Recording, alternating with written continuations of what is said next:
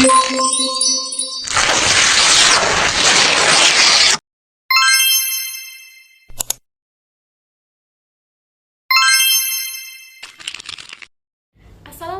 warahmatullahi wabarakatuh. Sebelumnya, perkenalkan nama saya Balkis Hairunisha Asrafia Saadi dengan NIM 422221003 dari kelas PAR 1. Pada video kali ini, saya akan menjelaskan terkait pariwisata minat khusus mengenai cakupan, tujuan, dan capaian dari pariwisata minat khusus. Pariwisata minat khusus adalah bagian dari pariwisata yang hanya diminati oleh orang atau sekelompok tertentu, sehingga keberadaannya cukup unik dan bersifat khusus. Kajian dari pariwisata minat khusus terkait dengan dark tourism, historical tourism, cultural tourism, urban tourism, rural tourism, environmental tourism, culinary tourism, spiritual tourism, and pilgrim tourism. Tujuan dari mata kuliah pariwisata minat khusus, poin pertama adalah mahasiswa mampu menjelaskan mengenai konsep dan dimensi pariwisata minat khusus. Poin kedua, mahasiswa mampu menjelaskan mengenai jenis-jenis dan model dari perencanaan pariwisata minat khusus. Kemudian pada poin ketiga, mahasiswa mampu menjelaskan mengenai model pengelolaan dan manfaat dari pariwisata minat khusus. Selanjutnya merupakan cakupan dari mata kuliah pariwisata minat khusus. Poin pertama yakni konsep motivasi berwisata terkait dengan push and pull motivation theory. Kemudian yang kedua, konsep wisata minat khusus. Yang ketiga merupakan kriteria pariwisata minat khusus. Keempat, signifikansi pariwisata minat khusus. Poin kelima merupakan historical tourism. Historical tourism bertujuan untuk eksplor wisata yang berkaitan dengan kesenangan atau hobi atau ingin menambah informasi seputar sejarah dan tempat-tempat heritage. Kemudian yang keenam terdapat photographic tourism, yakni pariwisata minat khusus yang dikunjungi oleh wisatawan di tempat-tempat tertentu dengan tujuan untuk fotografi objek yang menurut mereka unik. Ketujuh adalah geotourism, pariwisata minat khusus yang memanfaatkan dari potensi sumber daya alam seperti bentuk bentang alam, batuan, struktur geologi, dan sejarah kebumian untuk peningkatan pengayaan wawasan dan pemahaman terkait proses fenomena fisik alam. Yang ke-8 terdapat youth tourism, yakni jenis pariwisata yang dikembangkan bagi para remaja yang suka melakukan perjalanan wisata dengan harga relatif murah. Kemudian yang ke-9 terdapat dark tourism, yakni pariwisata minat khusus yang melibatkan perjalanan ke tempat-tempat yang secara historis terkait dengan kematian dan tragedi. Nomor 10 terdapat genealogy tourism, yakni wisata sejarah keluarga atau pariwisata yang terdiri dari wisatawan yang memiliki hubungan leluhur dengan tujuan liburan. Para wisatawan silsilah ini melakukan perjalanan ke tanah leluhur mereka agar terhubung kembali dengan masa lalu mereka dan mengikuti jejak nenek moyang mereka. Kemudian yang ke-11 terdapat gastronomic tourism, yakni aktivitas pariwisata yang dicirikan oleh pengalaman pengunjung terkait pengalaman kuliner yang autentik, tradisional, atau inovatif. Juga dapat melibatkan aktivitas terkait lainnya seperti mengunjungi produsen lokal, berpartisipasi dalam festival makanan, dan menghadiri kelas memasak. Ke-12 terdapat transport tourism dan yang ke-13 yakni yang terakhir terdapat project based learning yang berupa laporan kegiatan akhir. Saya Balkis Hairunisha dari Destinasi Pariwisata. Boleh perkenalan dulu kakaknya dengan siapa? Saya Rima. Saya Tika. Boleh tanya nggak kak, motivasi kakak jalan-jalan kunjungan ini ngapain aja? Mengisi waktu senggang aja sih, kayak sumpah apa ya? Mengisi waktu senggang. Kalau kakaknya?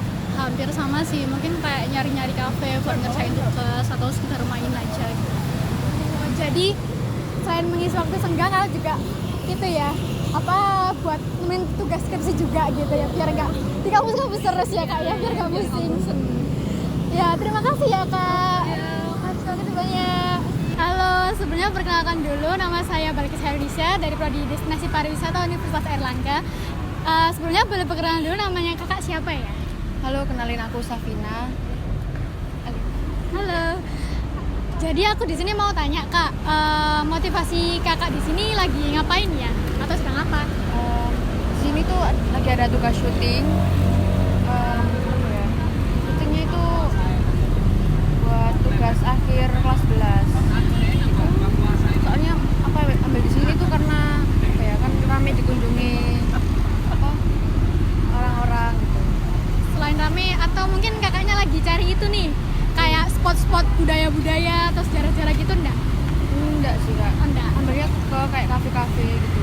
Oh, modern-modernnya Surabaya gitu ya.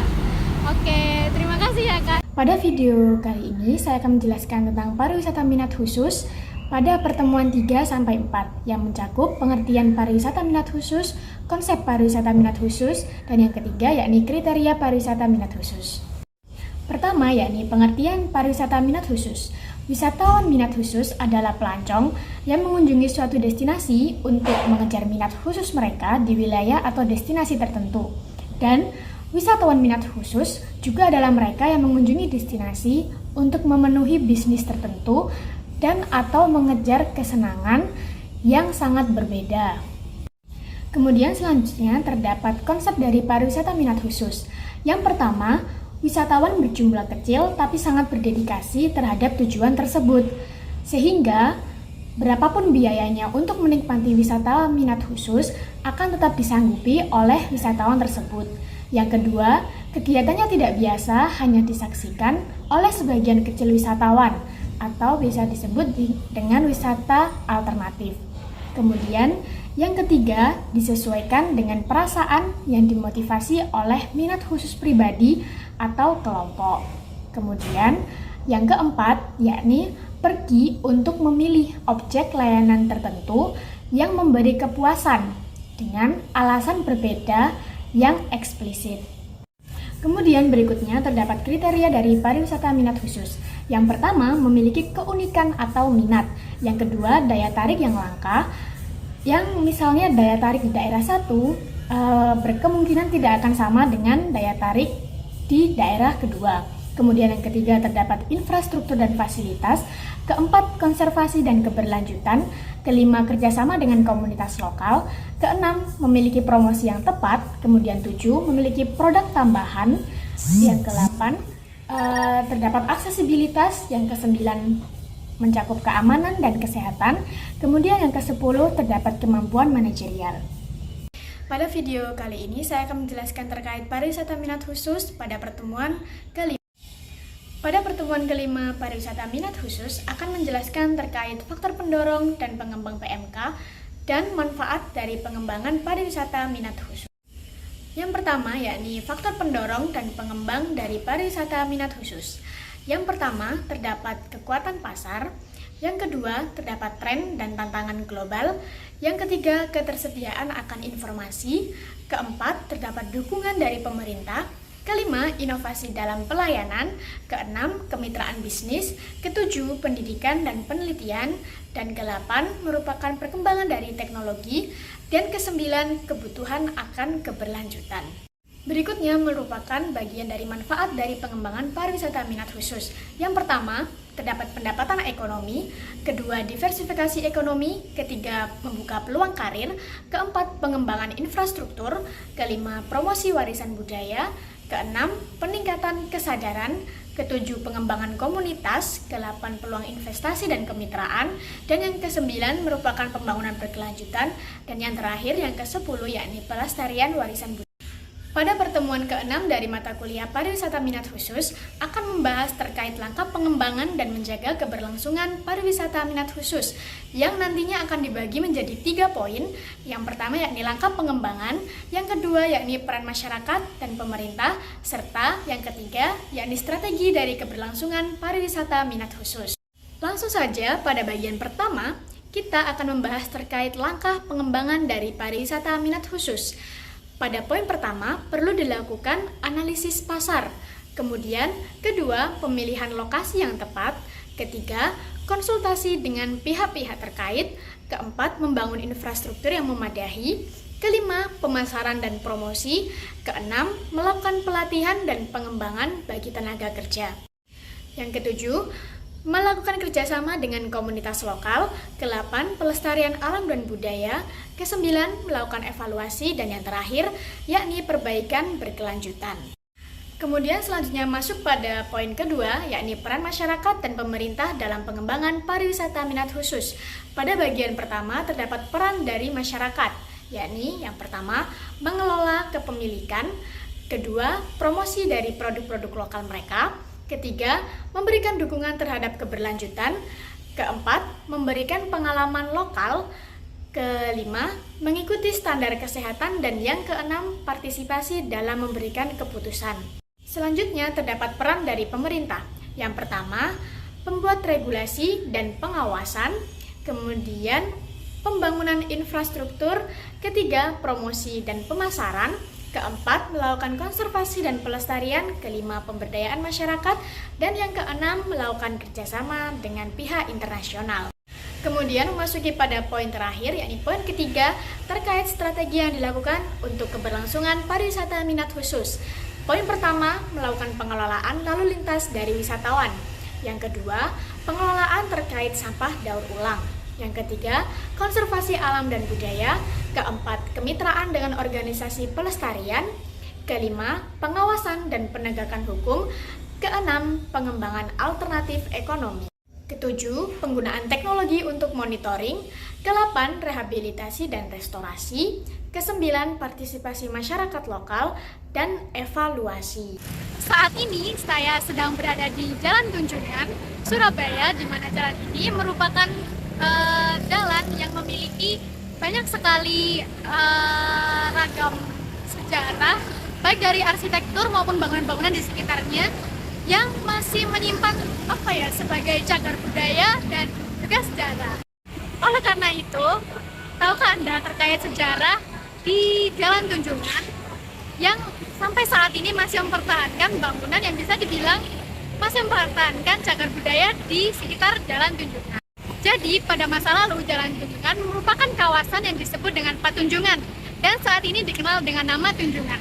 Patunjungan dulunya adalah sebuah koridor penghubung antara kota lama, kota Indis di tahun 1870 hingga 1900 dan kota baru, yakni kota Geminti di tahun 1905 hingga 1940. Hingga saat ini Jalan Tunjungan terus bertumbuh menjadi tempat wisata seperti shopping street ataupun shopping arcade dan menjadi salah satu ikon destinasi terkenal di Surabaya. Kawasan Jalan Tunjungan semakin menjadi ikon di kota Surabaya hingga menjadi inspirasi dari terciptanya lagu Rek ayo rek lagu nang Tunjungan.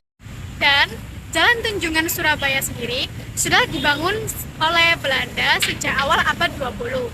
Jalan tersebut menyimpan banyak kisah perkembangan kota dengan bangunan-bangunan kolonial yang masih bertahan dan terawat hingga saat ini. Kesan Hindia Belanda masih terasa sangat kental di sepanjang Jalan Tunjungan. Dan bangunan di Jalan Tunjungan ini menjadi saksi kisah heroik dari perjuangan arek-arek Surabaya. Dan di sekitarnya juga terdapat Gedung Siola yang menjadi tempat mengatur strategi saat Inggris menyerang Surabaya.